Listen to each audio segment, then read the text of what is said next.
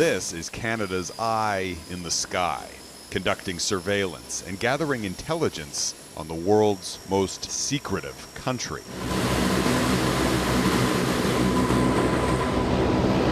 This Royal Canadian Air Force crew, based in Japan, is patrolling international waterways leading to North Korea. The information that we're gathering on a day-to-day basis is super important. The Canadians are armed not with weapons, but cameras and radar equipment, scanning the seas for ships suspected of secretly transporting oil and other supplies to North Korea, in violation of UN sanctions targeting its nuclear weapons program. We try to find those vessels which are in close proximity and may be doing ship-to-ship transfers of fuel.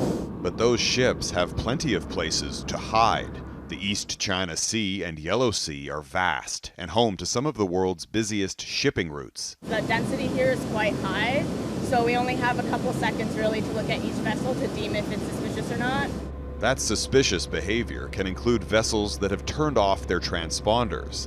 The Canadians also receive Allied intelligence that lists suspect ships, and when they spot one, they move in. Well, here we go. The Canadian crew has just spotted a suspicious ship in the East China Sea, so they're now flying low to take a closer look. Their Aurora aircraft drops to 300 feet to photograph, record, and report the ship's activity. Once we gather all the information we need, we'll just send it up to our higher-ups. Their findings used to be sent to a United Nations team of experts, but not anymore.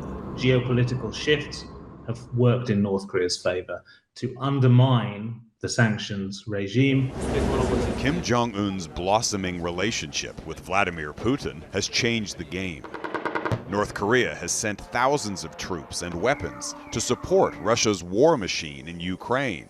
In return, Russia is helping North Korea to evade sanctions. Last year, the Kremlin used its UN veto to cancel the sanctions enforcement panel. I would say there's never been less constraints on North Korea's behavior. Satellite images show Russia has also provided North Korea with more than 1 million barrels of oil and suspected nuclear weapons technology.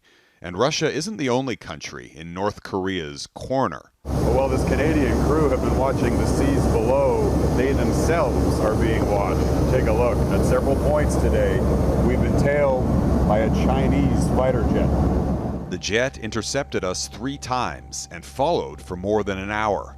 Beijing claims to support sanctions on North Korea's nuclear program, but its actions speak louder. The PLA Air Force has threatened and behaved in a hostile manner toward those Canadian Air Force pilots. That gives you some indications of China's mentality about this issue, and it's not a promising sign. That support from China and Russia has empowered North Korea to expand its nuclear weapons program, including developing missile technology capable of reaching the United States. Experts say all of that has made the Canadian mission in this region much more difficult and urgent. Jeff Semple, Global News, Okinawa, Japan.